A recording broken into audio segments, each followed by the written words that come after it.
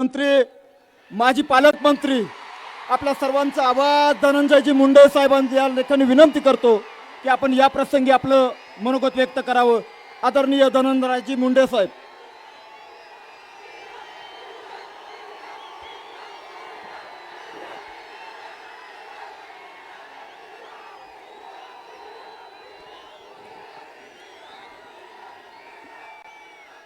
एकच पर्व, एकच पर्व.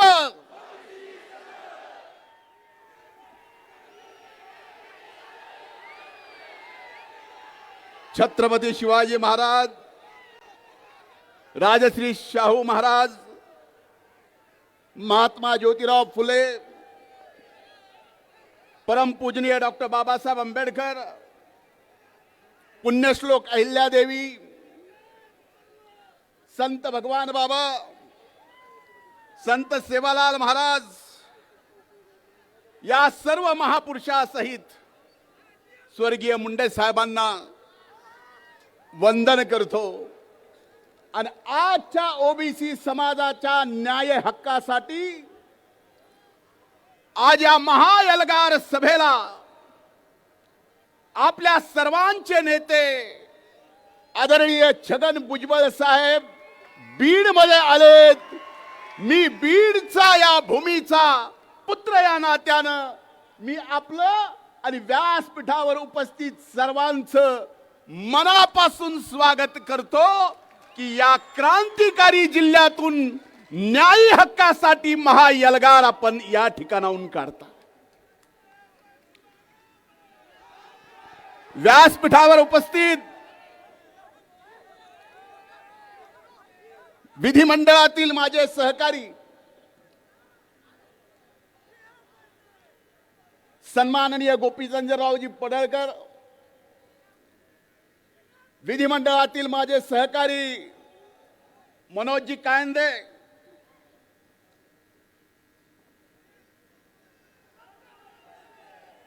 अरे ज्याची खोलायची तेवढं तर मला बोलू द्या, पुन्हा तुम्ही बोला. 2-2.5 महिने गप्पच होतो.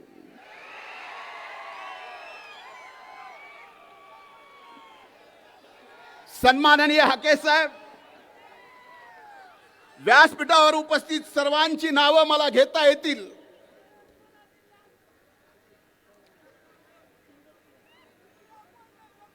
त्या सर्व मान्यवर नेत्याची मनापासून माफी मागतो. आणि या महाएल्गार सभेला आपण बीडला उपस्थित आहात. बीडचा पुत्र या नात्यानं मी आपल्या सर्वांचं मनापासून स्वागत करतो.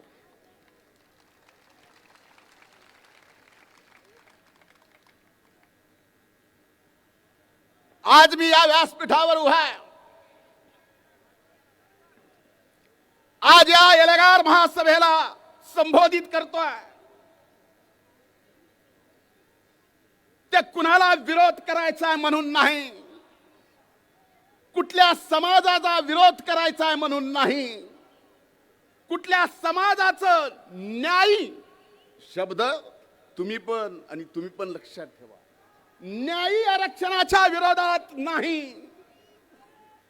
आज मी इथं उभा आहे माझ्या ओबीसीच्या आरक्षणाच्या संरक्षणासाठी.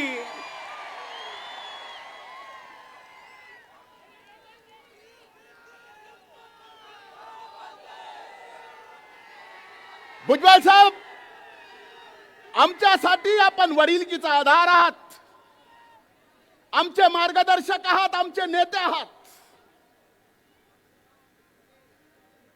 तुम्ही खंत व्यक्त केली की स्वर्गीय मुंडे साहेब जर आज हयात असते तर ही वेळ आली नसती. स्वर्गीय मुंडे साहेबांची बरोबरीन जबाबदारी कोणी घेऊ शकत नाही, पण ओबीसीच्या न्यायी हक्कासाठी आपण हयात घातली. आपला कार्यकर्ता इथं आज या सभेला संबोधित करतोय, आपल्या सोबत आहे. आपण आपले नेते. कधी कधी मला काही गोष्टीची कमाल वाटते. मला काल रात्री 2 वाजता 2 वाजून काही मिनिट झाले असतील. आता सगळीकडेच मित्र आहेत. फोन केला, म्हणले बीडला एल्गार सभेला तुम्ही येणार आहात का? तुमचं कसं आहे? म्हणलं का विचारतोय? नाही म्हणले जरा सभेत आम्हाला काहीतरी. म्हणलं मी तर येणारच आहे. तुम्ही भुजबळ साहेब सुरुवातीला म्हणलात सुतळी बॉम्ब कुणी, पण हे स्वतःचा अनुभव माहिती तिथं बसलेले आहेत का नाही? आज मला या ठिकाणी एवढंच सांगायचं की ज्या छत्रपती शिवाजी महाराजांनी रयतेचं राज्य उभं करत असताना या 18 पगड जाती धर्माला सोबत घेऊन एक गावगाडा उभा केला. आजपर्यंत हा गावगाडा सर्व जाती धर्म 18 पगड जाती धर्मातले सगळे गावातले एकत्र गुणा गोविंदानी नांदत होते. बरोबर आहे का नाही? 2 वर्षापासून एका व्यक्तीनं एका प्रवृत्तीनं, मी समाज म्हणत नाही, ओबीसी एससी एसटी आणि मराठा समाजामध्ये अंतर पाडलं. ते अंतर कुठून पडलं? कुठून पडलं? आज माझा मराठा समाजाला सुद्धा नम्रपणे हात जोडून, माझ्या बंधू भगिनींना सुद्धा हात जोडून विनंती आहे, हे अंतर फक्त या 2 समाजात ओबीसी आणि मराठा समाजात अंतर विलीन पाडत नाही, तर तुमच्याशी सुद्धा दगा फटका करतोय. उदाहरणानिशी सांगतो, नाही तर त्यांनी तरी यावं 13 कोटी जनतेच्या समोर. हाके साहेब आपण सुद्धा इकडे जाऊ की खरा फायदा मराठा समाजाचा या ओबीसीत येऊन नाही, तर खरा फायदा मराठा समाजाचा सुद्धा ईडब्ल्यूएस मध्ये जाऊन आहे, इकडे नाही. पुरावे. पण या ओबीसीत काय यायचंय? मुठभर धनदांडग्या लोकांना सरपंचापासून ते राज्याच्या नेतृत्वापर्यंत पोचायचंय, म्हणून हे घुसायचं म्हणतायत. ही सगळ्या समाजाची भावना नाही, मराठा समाजाची सुद्धा. पण ह्यांना पेटवायचंय. बरं, पेटवून पेटवून म्हणतो तरी काय? ह्यांनी कुणी सोडलं नाही. अरे कधी कधी माणूस असण्याची, कधी कधी जिवंत असण्याची, आणि हे सगळं ऐकून कसं सहन करावं याची सुद्धा मनाला भीती वाटते. माननीय मुख्यमंत्र्याची आयमाय काढली. भुजबळ साहेबांचं माझं तर काहीच सोडलं नाही. हाके साहेब,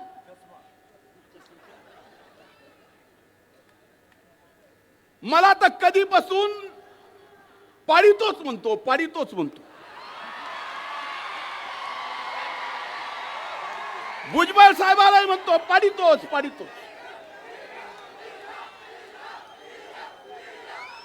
अरे 1,42,000 मतांनी आलो, पाडितो पाडितो म्हणतो. हे बोलणार नव्हतं. आज आपलं ओबीसीचं आरक्षण त्याच्या न्यायी हक्कासाठी, आणि आपलं ओबीसीचं आरक्षण कुणी हिसकावून घेऊ नये म्हणून न्यायी हक्कासाठी हा एल्गार मोर्चा.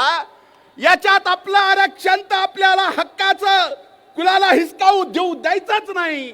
आणि या महाराष्ट्रात पुन्हा छत्रपती शिवाजी महाराजाचा स्वराज्यात उभा केलेला गावगाडा सुद्धा आपल्याला व्यवस्थित चालवायचा आहे. ही सुद्धा जबाबदारी आपण सर्वांनी घेतली पाहिजे. माणसात माणूस ठेवला नाही हो. मायच्यान सांगतो, लोकसभेच्या अगोदर काही ग्रामपंचायतीच्या निवडणुका झाल्या. नीट ऐका, आपल्याच बीड जिल्ह्यातलं गाव आहे. गावाचं नाव घेत नाही. ग्रामपंचायतीच्या निवडणुका लागल्या काही, सख्खे दोन भाऊ ह्याने किती येडे केले होते माणसं बघा साहेब. सख्खे दोन भाऊ, दोघांनी पॅनल उभा केला एकमेकाच्या विरोधात. एका भावाचा पॅनल निवडून आला, दुसऱ्याचा पडला. सत्ता पक्षात असलेला पंचायत समितीचा काही निधी पंचायत समितीच्या सदस्याकडून त्यानं एका भावाने निवडून आलेल्या ग्रामपंचायतीच्या विकासासाठी नेला आणि त्याचा सख्खा भाऊ म्हणतोय तू त्याला कसं आणलंस, तू एका मायबापाचा आहेस का? इतका विष पेरावा, एवढा विष पेरलेला या छत्रपती शिवाजी महाराजांच्या महाराष्ट्राला, या पुरोगामी महाराष्ट्राला, या शाहू फुले आंबेडकरांच्या महाराष्ट्राला परवडणारा आहे का? अरे आपलं आरक्षण हक्काचं कोण कसं नेतंय ते बघू. अपने पास अपनी ताकद भुजबळ साहेब आहेत आणि आपण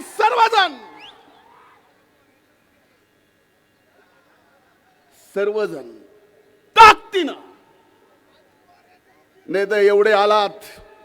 ही अभूतपूर्व ऐतिहासिक सभा आहे आणि ती सभा सुद्धा छत्रपती संभाजी क्रीडा संकुलामध्ये होत्या. हे हक्काच्या, न्यायाच्या, ओबीसीच्या आरक्षणाच्या संरक्षणाची लढाईची सुरुवात ही छत्रपती संभाजीनगरच्या संभाजी क्रीडा संकुलाच्या इथून होत्या. म्हणून मला आपल्याला काही गोष्टी या ठिकाणी स्पष्टपणे सांगायच्यात, माध्यमांना दाखवायच्यात. मी एका सभेत बोललो की एमपीएससीचा निकाल मागचा काय लागला, त्यात ओबीसी ची टक्केवर 480 ला कट ऑफ झाला आणि ईडब्ल्यूएस ला 455 ला कट ऑफ झाला.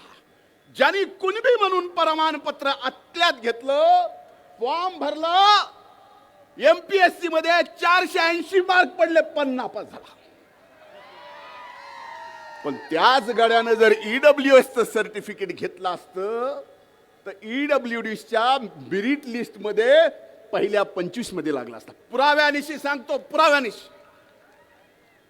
आणि ह्याचं खरं बरं एकदा तुम्ही असे माथे कुणाचे भडकू नका. या छत्रपती शिवाजी महाराजांच्या महाराष्ट्रात तुम्ही असे कुणाचे माथे भडकू नका. खरं काय खोटं काय, कायदा काय सांगतो आणि मराठा समाजाच्या आमच्या गरीब बंधू भगिनींना खऱ्या अर्थानं फायदा कशाचा होतोय हेच आम्ही बोलतोय, हेच सर्वजण बोलतायत, पण ओबीसीत येऊन नाही. आता आम्ही काही बोललो की तो बोलणारच. रोज सकाळी 9 वाजता. आता एक निकाल माझ्या हाती आलाय, पडळकर साहेब, भुजबळ साहेब, आणि हा सगळ्या देशाचा निकाल आहे. ओबीसी आणि ईडब्ल्यूएस चा, रेल्वे भरतीचा. या देशाच्या निकालात 1.5 मिनिट जास्त घेतो, फक्त वेळेपेक्षा जास्त. अजमेर मध्ये ओबीसी आणि ईडब्ल्यूएस चा 9 गुणाचा फरक आहे. अहमदाबाद मध्ये ईडब्ल्यूएस आणि ओबीसी मध्ये 6 गुणाचा फरक आहे. बिलासपूर मध्ये ओबीसी आणि ईडब्ल्यूएस मध्ये 2 गुणाचा फरक आहे. बिलासपूरच्या दुसऱ्या डिव्हिजन मध्ये 5 गुणाचा फरक आहे. चंदीगड मध्ये 7 गुणाचा फरक आहे. चेन्नई मध्ये 18 गुणाचा फरक आहे. गोरखपूर मध्ये 6 गुणाचा फरक आहे. जम्मू श्रीनगर मध्ये 16 गुणाचा फरक आहे. कलकत्त्यामध्ये 6 गुणाचा फरक आहे. पटण्यामध्ये 1% फरक आहे. रांची मध्ये 12 गुणाचा फरक आहे आणि शिलिगुरीमध्ये 5 गुणाचा फरक आहे. हा ईडब्ल्यूएस मध्ये आणि ओबीसीतला फरक सांगतोय. मग मला सांगा, खरंच जर मराठा समाजातल्या गरीबातल्या गरीब शिक्षणासाठी आणि नोकरीसाठी फायदा करायचा असेल तर ईडब्ल्यूएस शिवाय दुसरा पर्याय नाही, हे समाजानं सुद्धा लक्षात घ्यावं. कशाला त्या बिनडोकाच्या काय काय कारण आहे का? म्हणजे आमचं तर काय घरदार काढलं, आय माय बहीण काय ठेवलं नाही. इंग्रजापर्यंत माझा तर म्हणला माझा डोळा काढला. माझा डोळा शाबूत आहे, पण ऑपरेशन झाल्यामुळे जास्त फडफडत आहे. हे आणखीन जास्त फडफडू नये बाबा, म्हणून चष्मा घातला. आता माझ्या चष्म्याची सुद्धा अडचण आहे. तो म्हणतो परळीचा चष्मेवाला, आवडलाय तर घेऊन जा.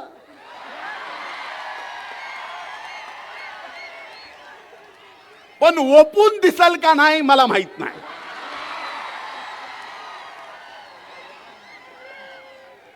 ओपून दिसायला पाहिजे ना. ओपून म्हणजे आपल्याला कळालं ना आपली भाषा. मग त्यांना जगत्याला वाचत असल की आपणच लय वाचाळ समजायचं कारण नाही. मी तर बाबा हो,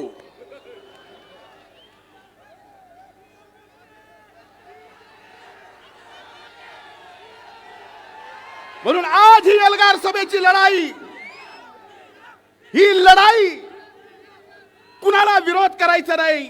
आजही मराठा समाजाने ईडब्ल्यूएस घ्यावं, 10% वेगळं आरक्षण जे त्यांना दिलं ते घ्यावं. आम्ही सोबत आहेत. आम्ही खांद्याला खांदा लावून लढा दिला. मी 25 वर्ष मराठा आरक्षणासाठी लढलोय, सर्व जातीच्या आरक्षणासाठी लढलोय, आणि त्याचं रेकॉर्ड आहे. कारण ही शिकवण आहे. पण आमच्या ताटातलं कोण घेत असेल तर आम्ही सुद्धा नुसतं बघत बसणार नाही, हे आज निश्चित सांगतो. आणि कृपा करून मी जसं सांगितलं रात्री 2 वाजता फोन आला मला, तसं आपल्याला सुद्धा सांगतो, कुणाला घाबरायचं, कुणी अंगावर आलं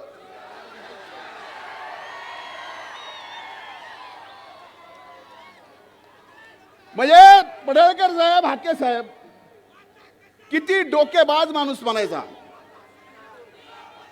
दसऱ्याचा मेळावा संपला रे संपला की ते म्हणले धनगराचं आरक्षण 94 ला जे भटक्यात दिले काढून टाका,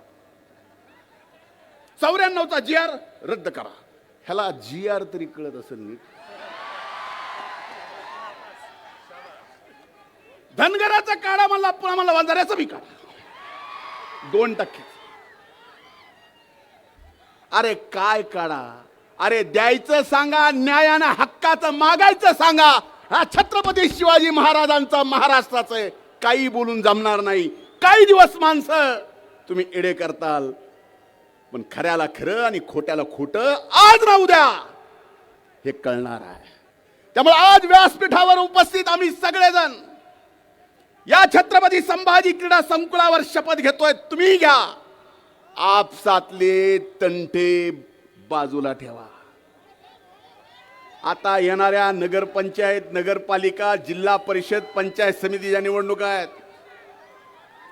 मी स्टेजवर बघतोय, इतर आरक्षणाच्या वेळी अनेक लोकप्रतिनिधी समर्थन देण्यासाठी स्टेजवर येतात,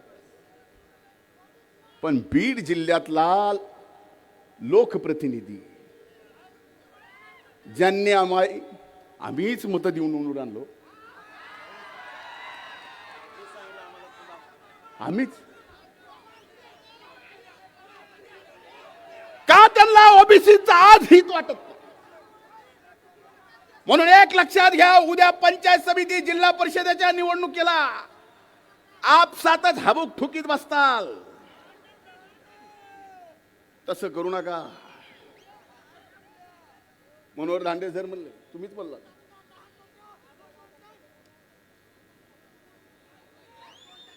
मीच आणला आणि कुणी आणला कुणाला सांगू. आता काही जण उरावर घ्यायची सवय लागलेली असले घेतले, आता काय करू. उगाच नाही घेतले, पक्षनिष्ठेसाठी घेतले. उगाच नाही, पक्षनिष्ठेसाठी घेतले. पण एकच सांगतो, आजच्या या सभेतून आपल्या आपल्या गावाला जाताना, आपल्या गावात जाताना आपल्याला तो गाव गाडा सुद्धा सांभाळायचा आहे. आपल्याला कुणाचा समाजाचा द्वेष नाही करायचा.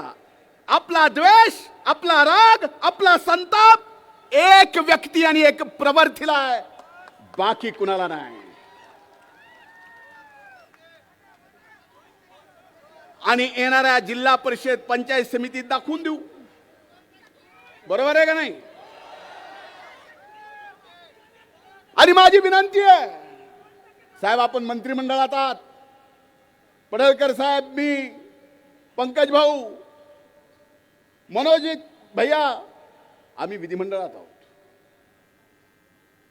पण मंत्रिमंडळात एक गोष्ट निश्चित केली पाहिजे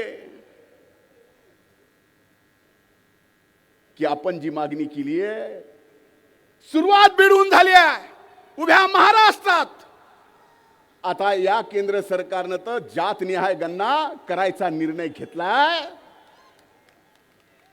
पण करत असताना महाराष्ट्रानं त्याच्या अगोदर राज्याला सुद्धा करता येतो.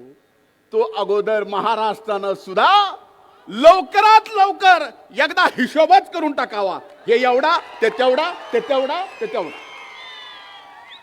पुन्हा भांडण नको आणि भांडणं लावणारा तर मुळीच नको. म्हणून माझी आपल्याला हात जोडून कळकळीची विनंती आहे. अनेक जण मराठा आरक्षणाच्या साठी स्वतःच जीव दिला, त्याला शासनाने मदत केली, नोकरी दिली. या ओबीसीच्या आरक्षणाचं संरक्षण व्हावं म्हणून अनेक जणांनी या ठिकाणी स्वतःच्या जीवाचं बलिदान दिलं. त्या बलिदानाला मोल नाही. पण भुजबळ साहेब, आपण आमचे नेते आहात. आपल्याला सरकारला सांगावं लागेल की ओबीसीच्या आरक्षणासाठी ज्यांनी आपल्या जीवाचं बलिदान दिलं, आत्महत्या केली, त्यांना सुद्धा 25 लाख रुपयाची मदत आणि नोकरी शासनानं दिली पाहिजे. म्हणून आज आपण सर्वजण एक झालात. आपल्या एल्गार मागच्या पोस्टरवर एक फोटो आहे. कसला आहे? कसा आहे? काय? ही निस्ती मूठ नाही, ही वज्र मूठ आहे. सगळ्यांनी वर करा.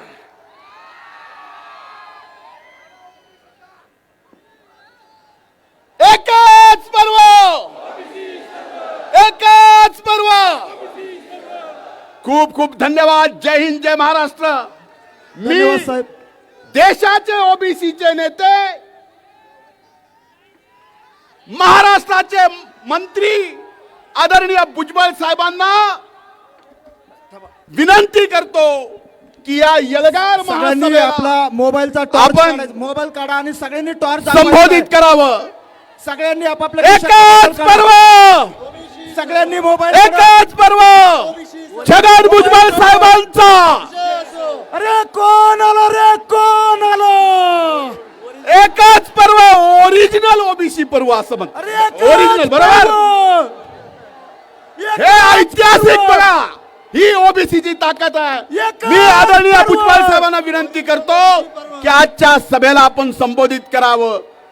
एकच पर्व, ओरिजिनल. कोण आलं रे, कोण छगन आलं? भुजबळ साहेब, तुम आगे बढ़ो. भुजबळ साहेब तुम संघर्ष करो. भुजबळ साहेब तुम संघर्ष करो. भुजबळ साहेब तुम संघर्ष करो. अरे एकच पर्व, अरे एकच पर्व. अरे कोण आलं रे, कोण आलं? अरे कोण आलं रे, कोण आलं? यानंतर तमाम सगळ्यांना ओबीसी धन्यवाद. बहुजन समाजाचा आवाज माननीय नामदार भुजबळ साहेब. सगळ्यांनी खाली बसून घ्या शांततेत. मी लवकर संपवणार आहे. जरा 10-15 मिनिटं आपण शांततेनं ऐका.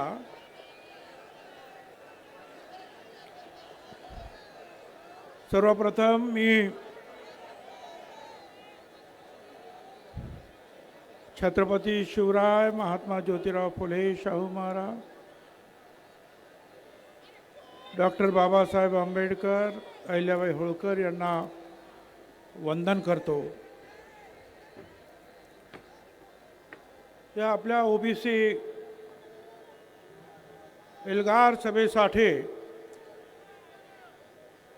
या सभामंचावर आले असलेले आणि आतापर्यंत ज्यांची आपण तडफदार भाषणं ऐकली असे धनंजयराव मुंडे, प्रकाश शेंडगे, आमदार गोपीचंद पडळकर, आमदार मनोज कायंदे, पंकज समीर, लक्ष्मणराव गायकवाड, शबीर अन्सारी, प्राध्यापक लक्ष्मण हाके, माजी आमदार संजय दौंड, तोताराम कायंदे, राजारामजी पाटील, मनोहर धोंडे, सत्संग मुंडे, बापू भुजबळ, नवनाथ वाघमारे, ईश्वर बालबुते, पी टी चव्हाण, राजेंद्र महाडोळे, संभाजी झुंजार, सुदर्शन घेरडे, माझ्या इतर सर्व नेते, माझ्या बांधवांनो, भगिनी आणि मातांनो,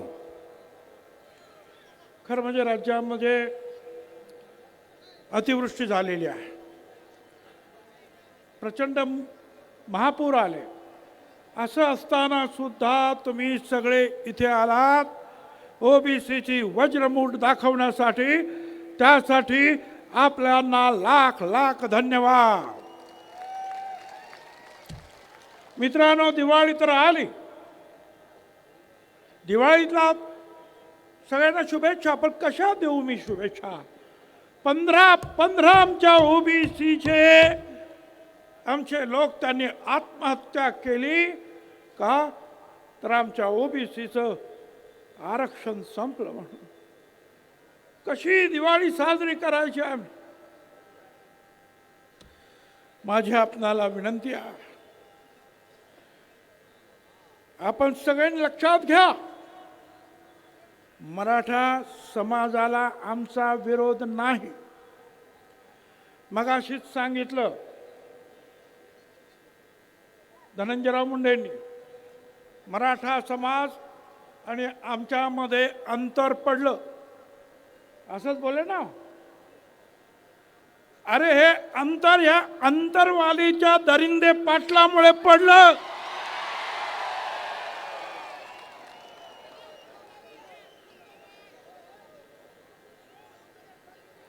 मराठा समाजाला वारंवार आम्ही वेगळ्या आरक्षणासाठी पाठिंबा दिला.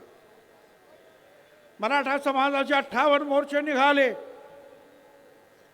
गुजरातमध्ये निघाले पाटीदार पटेल, पुढे राजस्थानात गुर्जर, हरियाणामध्ये जाट मोर्चे निघाले की आम्हाला सुद्धा आरक्षण पाहिजे. आणि मग मोदी साहेबांनी EWS आणलं आणि सांगितलं की काही घटक जे आहे ते शिक्षणात कदाचित मागे आहेत, आर्थिक दृष्टीने मागे आहेत, पण सामाजिक दृष्टीने मागे नाहीत, म्हणून त्यांना रिझर्वेशनमध्ये जागा देता येत नाही. आणि म्हणून हा 10% EWS आणला. मगाशी ज्यांनी सांगितलं आमच्या सगळ्या आमदार, एका EWS मध्ये 10 मध्ये 8 मराठा समाजाचे लोक निवडून आले होते. बघा, 100% मधले 10%तले 8% एकच समाज. तरी सुद्धा म्हणाले आम्हाला मराठा समाजाला आरक्षण पाहिजे. आम्ही म्हटलं मग द्या. आता 10% आरक्षण दिलं मराठा समाजाला. आता म्हणतात मला ओबीसीच पाहिजे. आणि कोण म्हणतंय? ज्याचा काही अभ्यास नाही, ज्याला आरक्षण कशा, अरे आरक्षण सामाजिक दृष्ट्या जे मागास आहे त्यांच्यासाठी आरक्षण आहे. आरक्षण गरिबी हटावचा कार्यक्रम नाही. आणि माझ्या सगळ्या तमाम बांधवांना महाराष्ट्रातील मी आपल्या सगळ्यांना सांगू इच्छितो, हिशोब करा. 54% ओबीसी, 374 जाती, 54%, 13% दलित बांधव, 7% आदिवासी, 74% झाले. 3% ब्राह्मण, 77% झाले. त्याच्यानंतर मुस्लिम. आणि मग जे शिल्लक राहतात ते किती ते मोजा, ते मराठा समाज. पण काय 60% आम्ही, 50% आम्ही, 5 कोणी मुंबईत आणणार. अरे 5 कोटी आणली की 10-15 हजार माणसं आणली आणि सरकारने जरा नरमाईनं घेतलं म्हणून तुमची दादागिरी झाली. जर पोलिसांना सांगितलं असतं ना यांना जरा बरोबर कामाला लावा तर एक रात्र थांबायला पाहिजे होतो. एक रात्र सगळा रस्ता तर पोलिसांनी मुंबईच्या साफ करून टाकला होता. आणि हे कोण होते हो? मराठा समाजाचे लोक नाहीत, मराठा समाजाला विरोध नाहीत. हे फक्त त्याचे दारूवाले, वाळू चोर यांनी आणलेले लोक,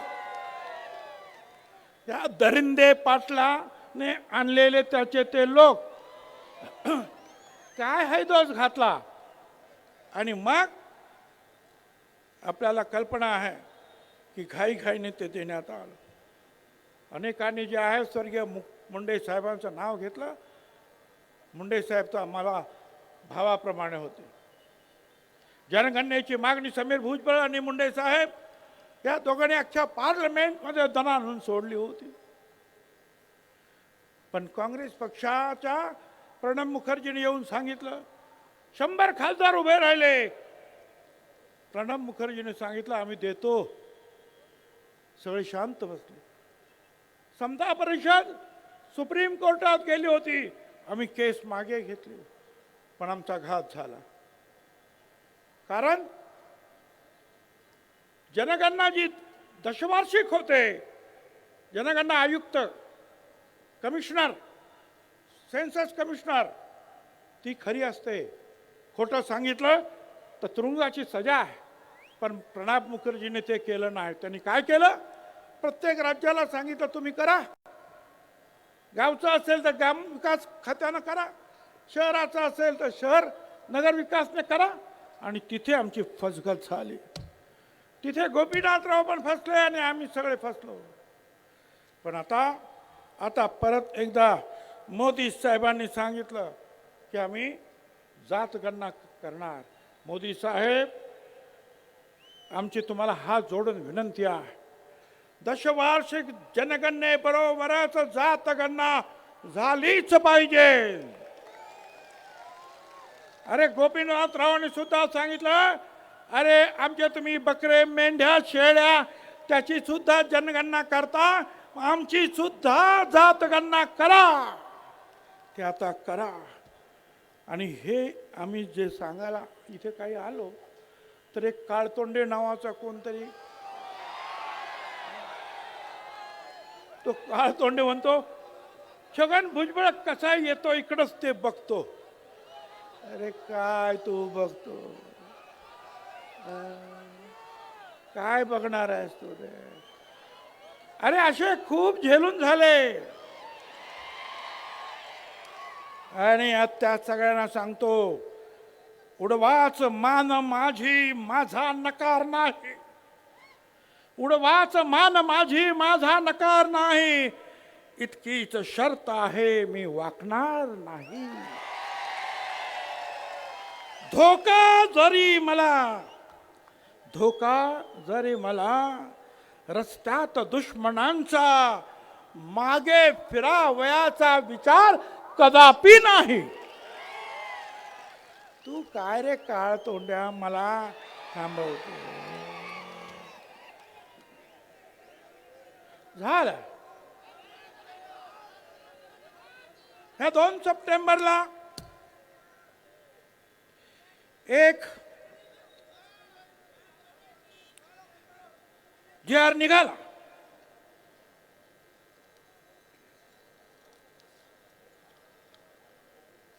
GR निघाला. आम्ही कोर्टात गेलो.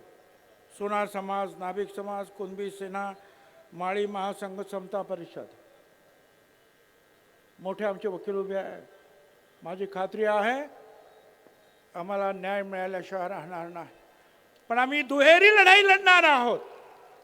एक तर न्यायदेवतेकडे आणि दुसरा जो आहे रस्ता तर आमच्याच बापाचा आहे, लक्षात ठेवा. काय तुम्ही सांगता? मला सांगता तुम्ही येऊ नका. आणि मगाशी सांगितलं, मला वाटतं हाक्याने सांगितलं. तो विखे कसा काय आला? विखे आला आणि सगळ्या महाराष्ट्रामध्ये विखार पसरवून गेला. बरं गेला तर गेला. ते जे काही तुमचं हे आहे ना, GR काढला, हा माझ्याकडे बघायचं तर बघून घ्या. हा हे प्रमाणपत्र आहे जातीचं.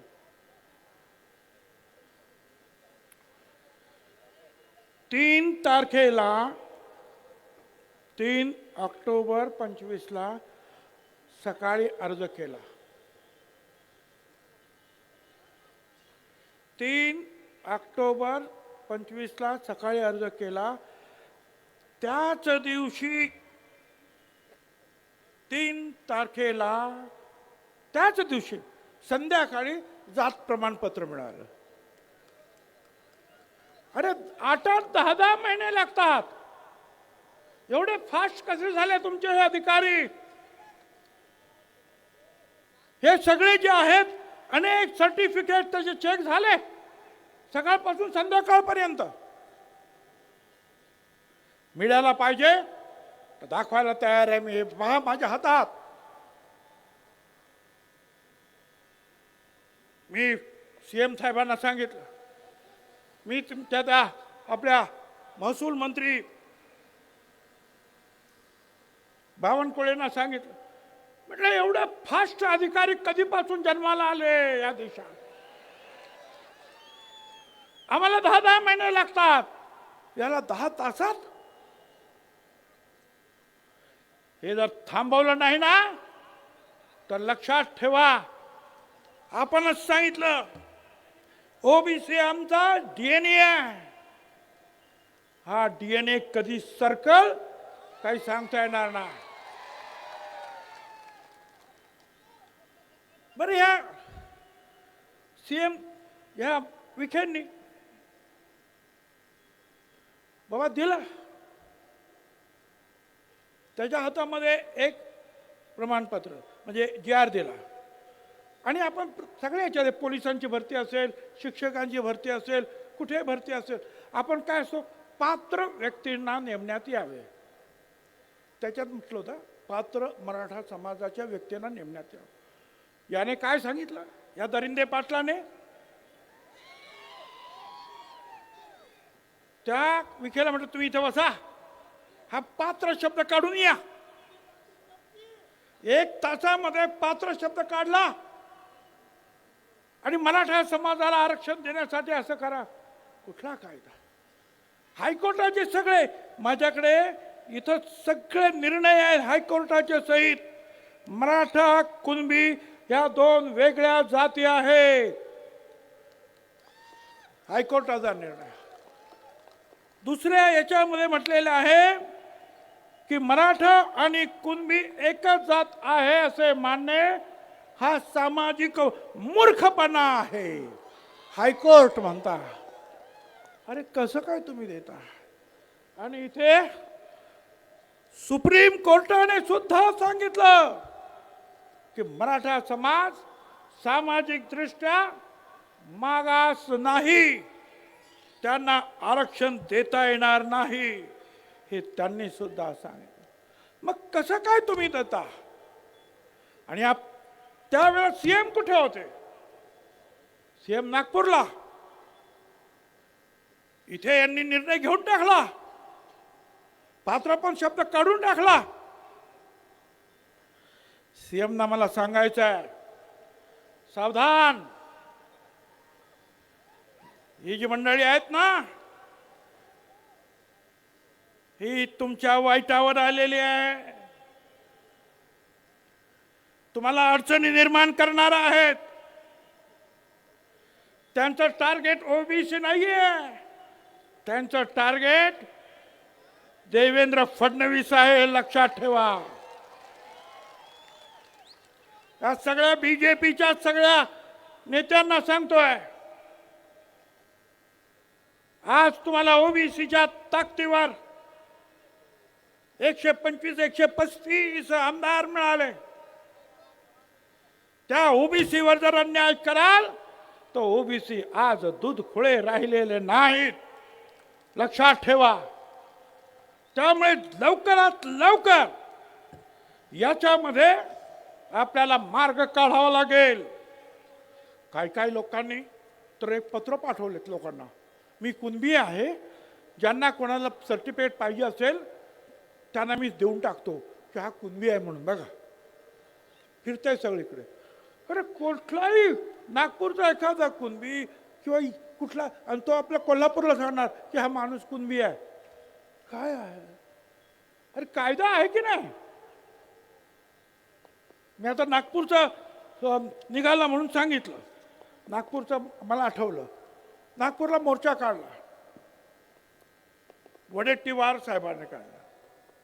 आमचा विरोध नाही. इथेच अंबडला पहिल्यांदा वडेट्टीवार साहेब आले आणि त्यांनी सांगितलं की पक्ष वगैरे बाजूला, हा पिवळा झेंडा हा एकत्र घेऊन आपण जाणार आहोत, लढणार आहोत. परत आमची दुसरी रॅली झाली हिंगोलीला. त्यांना बोलवलं, काय माहिती प्रेशर आले, येतो म्हणून सांगितलं, आलेच नाही. नगरला बोलवलं, अरे या, आलेच नाही. पंढरपूरला रॅली, अरे या, आलंच नाही. अनेक रॅली झाल्या, बीडला झाले, अरे या, नाही आले. कुठला प्रेशर तुमच्यावर होतं? तुम्ही सांगितलं होतं ना की आम्ही ओबीसीला तुमच्या बरोबर राहणार, मग का नाही राहील? मला काही आमच्या ज्या संपादकांनी फोन केला, तुम्ही का नाही आलात नागपूरच्या रॅलीला, का नाही आलात? सांगू, ऐका रे तो व्हिडिओ, जरा लावा तो व्हिडिओ असेल तर. आवाज द्या, आवाज.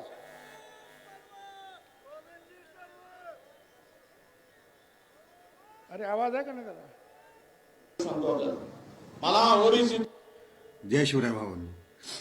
तर काँग्रेसचे आपले वडेट्टीवार काका कसे डबल ढोलकी ते बघायचंय का? बघायचंय? गाण्या लाव रे तो व्हिडिओ. मी आजही जोराजोराने सांगतो आपल्याला, मला ओबीसीतून या, कारण हा निजामच्या वेळेस मराठवाड्यातला कुणबी समाज, मराठा समाज हा ओबीसी होता, हे मला माहित आहे. हे मला माहित आहे. पण 2 महिन्यापूर्वी जो मिटिंग घेतली, 2 महिन्यापूर्वी, 3 महिन्या 4 महिन्याच्या पूर्वी मुख्यमंत्र्यांच्या उपस्थितीमध्ये जी बैठक झाली आणि त्या बैठकीमधला मसुदा काय ठरला, त्याचा प्युअर काय ठरला, टर्म ऑफ रेफरन्स काय ठरला, की ज्या वेळेस तुमची मागणी आली की कुणबी म्हणून ओबीसीना, ओबीसीना आरक्षण देण्याची, त्यावेळेसचे दाखले मागितले गेले, त्यावेळेसचे पुरावे मागितले गेले. त्यावेळेस कोणी मागितले? त्यावेळेस कमिशनरला त्याचं अध्यक्ष केलं गेलं, पण ते मीटिंग एकही झाली नाही. 4 महिन्यात एकही मीटिंग झाली नाही, हे आपल्या सगळ्यांना माहित आहे. माझी इच्छा आहे, माझी भूमिका मी मांडण्यासाठी आलो. एक ओबीसीचा नेता म्हणून, विरोधी पक्षाचा नेता म्हणून, एक काँग्रेस कार्यकर्ता म्हणून माझी भूमिका आहे. तुम्हा सगळ्यांना, मराठा सगळ्या समाज, माझ्या विशेष करून या मराठवाड्यातील जो निजामाच्या काळात कुणबी म्हणून होते, तुम्ही घेतला नाही, विदर्भातल्या लोकांनी घेतला, त्याचा आनंद घेतला, त्याचा म्हणजे त्या आरक्षणाचा फायदा घेतला, तुम्ही घेतला नाही. पण आजही आमची भूमिका आहे की महाराष्ट्रातील ओबीसी समाजांना, आपल्या मराठा समाजांना ओबीसीतून आरक्षण द्या, ही माझी भूमिका आहे. परत ऐकायचंय, मराठा समाजाला ओबीसीतून आरक्षण द्या म्हणताय. आता याचं काय सांगायचं आहे? हे सगळं जे आहे फिरतंय, सगळं व्हायरल होत आहे. वडेट्टीवार, एकच मुद्दा घेऊन तुम्ही उभे राहा, आम्ही तुमच्या बरोबर आहे. पण जरांगीच्या तिथे जाऊन एक बोलणार, मराठा समाजाला आरक्षण दिलंच पाहिजे म्हणून. अंबडच्या मीटिंगमध्ये येऊन तुम्ही सांगा आम्ही तुमच्या बरोबर आहोत, नंतर आमच्याकडे आमचा परत पाठ फिरवणार, हे कसं काय शक्य आहे? आणि म्हणून मी त्यांना सांगितलं, त्या संपादकांना, बघा हे व्हिडिओ, तासाला जर तुम्ही बदलायला लागलात तर ओबीसी समाजाचा घात होईल. तुमचं लक्ष, मी पक्षासाठी काम करत नाही इथे, हे कुणी पक्षासाठी काम करत नाही. आम्ही इथे ओबीसी साठी काम करतो. आम्ही पक्षाच्या दावणीला बांधले गेलो नाही. पक्षाच्या वेळेला आम्ही पक्षाचं काम करू, पण ओबीसीचं आल्यानंतर फक्त ओबीसी साठीच लढणार. तुम्हाला राजकारण करू नका. तुम्ही फक्त तिथे देवेंद्र फडणवीसला काढा. अरे तुम्हीच तर म्हणाला होतात ना मराठा समाजाला आरक्षण द्या, आणि परत म्हणतात देवेंद्र फडणवीसला काढा. तुमचं राजकारण आहे. ज्यांनी हे दिलं, हे सगळं केलं, त्या विखेंचं नाव घ्या ना. ते नाही, त्याच्यातून तुमचं राजकारण डोकावत आहे. मेहरबानी करा. मला माहिती आहे तुमच्या सगळ्या पूर्ण मतदारसंघामध्ये ओबीसी आणि मागासवर्गीय आहे. तुमचे नेते सुद्धा ओबीसी बद्दल आता चांगलं बोलतात, आणि तुम्ही वारंवार जर बदलत असाल तर हे चालणार नाही. माझी आपणा सगळ्यांना वाद जोडून विनंती आहे. मगाशी मी सांगितलं की सगळे तुम्हाला सगळ्यांना माहिती आहे. पात्र शब्द सुद्धा काढले, काय काढलं मागे सुद्धा मी सांगितलं. अहो खोड हे सगळं मी दिलं. ह्या सगळ्या मुख्यमंत्र्यांना सुद्धा दिलं. हे बघा, हे कसे काय तुम्ही पत्रके देत आहेत. मराठ्याला कू लावतात. कू मराठा कू. अरे काय चाललंय. सगळं खाडाखोड करून हे सगळं थांबवा. नाही पेक्षा मोठी अडचण निर्माण होईल. लढाई तर आम्ही लढणार आहोत, कोर्टात पण लढणार, सगळीकडे लढणार, परंतु राजकीय लढाई सुद्धा आम्हाला कदाचित लढावी लागेल. आतापर्यंत आमच्या ज्या नेत्यांनी सांगितलं, त्यांनी सांगितलं ना धरिंदे पाटलाने की ओबीसीना पाडा,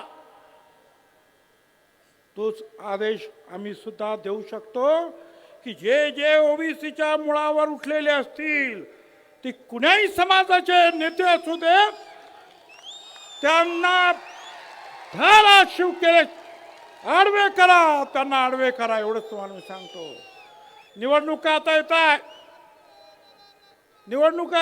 लहान लहान निवडणुका येतात, एवढंच करा. धनगर उभा राहिला तर माळी नको, माळी उभा राहिला तर तिथे वंजारी नको. एका विरुद्ध एक लढा. विजय तुमचा आहे. दलित, आदिवासी, मुस्लिम सगळ्यांना एकत्रित घ्या. विजय तुमचा आहे.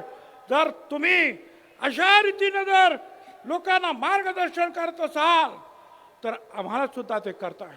एका मोठ्या नेत्यानं मला फोन केला विरोधी पक्षाच्या, की आम्ही जरंगेला त्या दरिंदेला भेटायला गेलो तर तुम्ही आमच्यावर टीका करता, आणि तुमचे हे विखे पाटील कारण नसताना परत जात आहेत, तेव्हा तुम्ही का गप्प बसतात.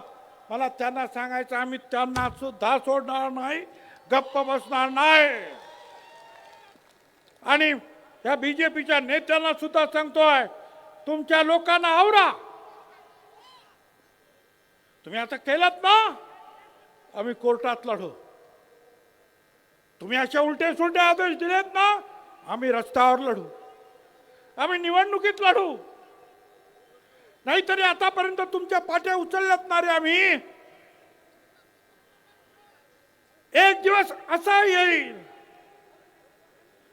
की आमचा हा गोर गरीब ओबीसी भटका विमुक्त हा सुद्धा पालखीत बसेल, आणि तुम्हाला सतरंजा उठवायला लावल्याशिवाय राहणार नाही.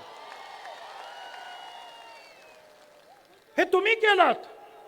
हे ओढवून आणलं हे संकट.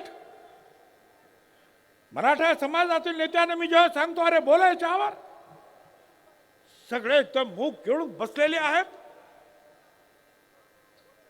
त्याचा अभ्यास नाही. आरक्षण कशासाठी हे खातात हे माहित नाही. तो सांगतो आणि तुम्ही टाळ्या वाजवता, गप्पा बसता, फक्त राजकीय फायद्यासाठी. तुमचा राजकीय फायदा जर त्याच्यात असेल तर राजकीय नुकसान कसं करायचं हे सुद्धा मला माहिती आहे, हे तुम्ही लक्षात ठेवा. आतापर्यंत खूप आम्ही सहन केलं, पण जेव्हा आम्हाला कळलं चुप रहकर क्या मिलता है आखिर, चुप रहकर क्या मिलता है आखिर, दिल का दर्द ही बढ़ता है, उठानी पड़ती है आवाज जब पानी सर के ऊपर चढ़ जाता है.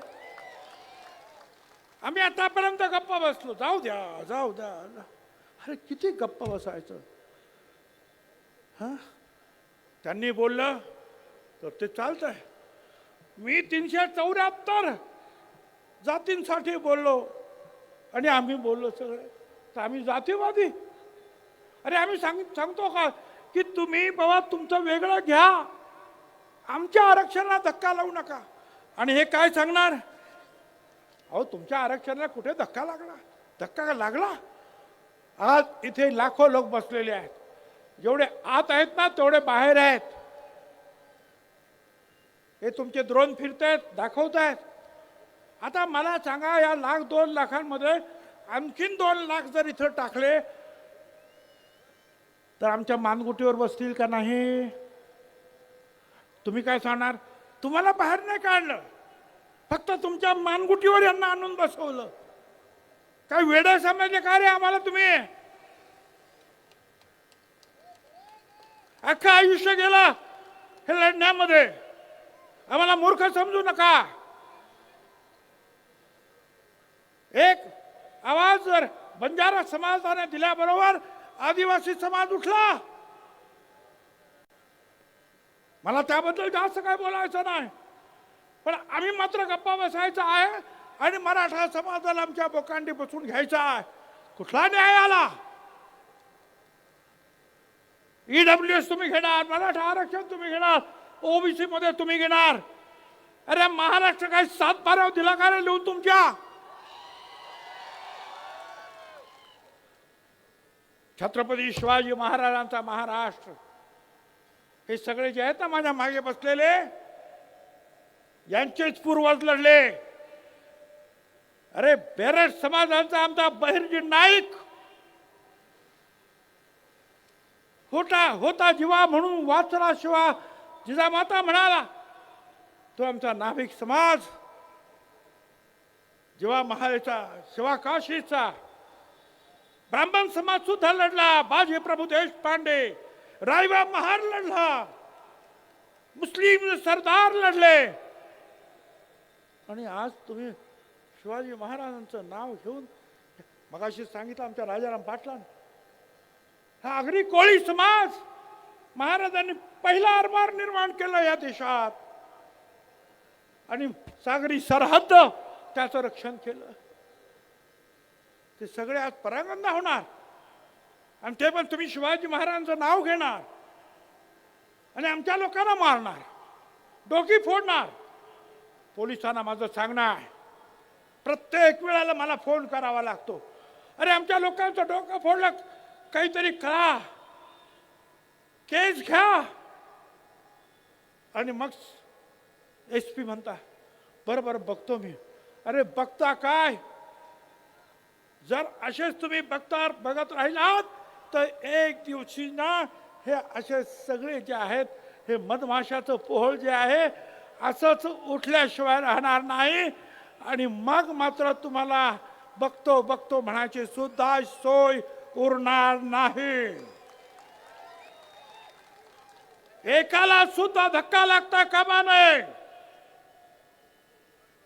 गावातील सामान्य माणसाचं जरा सुद्धा नुकसान होता कामा नये, जाळपोळ होता कामा नये.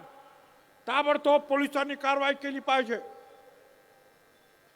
पोलिसांनी कारवाई करायला लागल्यानंतर काय होतं हे मला माहिती आहे, मी सांभाळलं ते डिपार्टमेंट. पण बघून सुद्धा जर न बघितल्यासारखं जर केलं तर मी तुम्हाला सांगतो, शेकडो हजारोच्या संख्येनं ना त्या पोलीस स्टेशनला आणि त्या SP च्या ऑफिसला जा, बसा तिथं, म्हणा मारा, मला काय मारायचं, पण ह्या बाबासाहेब आंबेडकरांनी जे संविधान लिहिलं तो न्याय मिळाल्याशिवाय आम्ही राहणार नाही. मी तुम्हाला त्यांना एकच सांगतो, या सगळ्यांना कुछ देर की खामोशी है, या सगळ्यांना सांगतोय मी. त्या दरिंदेला पण सांगतो आणि बाकीच्यांना पण सांगतो, कुछ देर की खामोशी है फिर शोर आएगा. तुम्हारा सिर्फ वक्त आया है, तुम्हारा सिर्फ वक्त आया है. हमारा दौर था और वो दौर फिर से आएगा. ध्यान में रखो, ये हमारा दौर था. स्वराज्यापासून आम्हीच लढलो आणि आता सुद्धा ह्या गोर गरिबांच्या मागासवर्गीयांच्या हक्कासाठी आज एक वज्रमूठ इथे वळली गेलेली आहे. आमचा धनंजय त्या दिवशी म्हणाला, त्या काय नाव तटकरे, मला काहीतरी काम द्या. मला कोणीतरी सांगितलं धनंजय असं म्हणाला. मी धनंजयला म्हणालो, अरे बाकीचं तर काम मी तुला देऊ शकत नाही, पण हे गोरगरीब लाखो लोक आशेनं बघतायत. गोपीनाथराव मुंड्यांचे तुम्ही वारसदार, हे काम तुम्ही घ्या. हे काम मोठं आहे रे. या खुर्च्या ज्या आहेत ना, मंत्रीपदाच्या आणि आमदारकीच्या वळवावरचं पाणी आहे. पण गोपीनाथराव मुंडेंसारखा सगळ्यांच्या हृदयात तुम्ही सुद्धा जाऊन बसू शकता. फक्त या गोरगरिबांचे अश्रू पुसण्यासाठी, त्यांचं रक्षण करण्यासाठी छातीची ढाल करून पुढे या. तुमच्या पाठीमागे तमाम महाराष्ट्र आल्याशिवाय राहणार नाही. आज हा सगळा माधव एकत्र झाला आणि त्याच्या पुढेही माधव म्हणजे माळी, धनगर, वंजारी. आता परत त्याच्या पुढे आणखी माधव राव लावला. म्हणजे काय काय कोणी सांगितलं आपल्या धनंजय मुंडे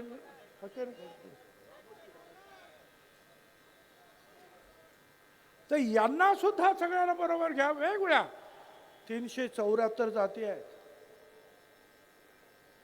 आमचा भटका आहे. अरे काय भटका म्हणजे किती, मर्यावाले, देवी घेऊन जाणारे, या गावातून त्या गावातून पालं घेऊन जाणारे, काय करायचं. कोण कुंभार आहे, कोण सुतार आहे, कोण नाभिक आहे. आणि तुम्ही सांगणार यांच्यावर बहिष्कार टाका. मला सांगा, जर आता ह्या सगळ्यांनी जर ठरवलं की त्यांनी आमच्यावर बहिष्कार टाकला आणि यांनी त्यांच्यावर बहिष्कार टाकलं, तर कुणाचं गाडं अडल सांगा बघू. कुणाचं गाडं अडल.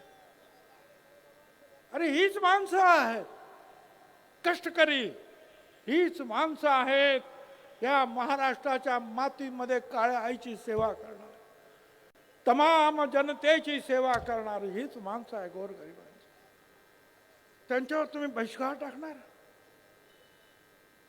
आणि यांनी जर बहिष्काराची भाषा केली तर किती अडचणीत होईल. म्हणून मी सांगतो, अजूनही सांभाळा. त्या दरिंदे पाटलाच्या पाठीमागे मराठा समाज त्यांनी आवाज उठवला पाहिजे की आम्हाला याचं नेतृत्व मान्य नाही. गावागावामध्ये लढाया लावणारा, समाजामध्ये दुश्मनी पसरवणारा हा दरिंदे, याला परत याचा आवाज बंद करण्यासाठी आम्हाला सांगू नका. मराठा समाजानेच हे काम केलं पाहिजे. आणि आपल्याला कल्पना आहे, यशवंतरावांपासून सगळ्यांनी आतापर्यंत जे जे मुख्यमंत्री झाले त्या सगळ्यांनी या सगळ्यांना जवळ घेऊन राज्य केलं. छत्रपती शिवाजी महाराजांनी राज्य केलं सगळ्यांना घेऊन. याच पावलावर पाऊल टाका, एवढंच मला सांगायचं आहे. आणि पुन्हा एकदा सांगतोय की येणाऱ्या निवडणुकीमध्ये ज्यांनी ज्यांनी तुमच्या विरोधात भूमिका घेतली त्यांना बरोबर डोक्यात ठेवा आणि त्यांचा बरोबर हिशोब करा. धन्यवाद. जय हिंद, जय महाराष्ट्र.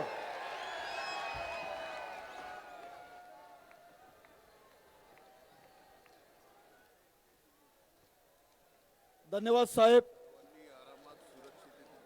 सर्व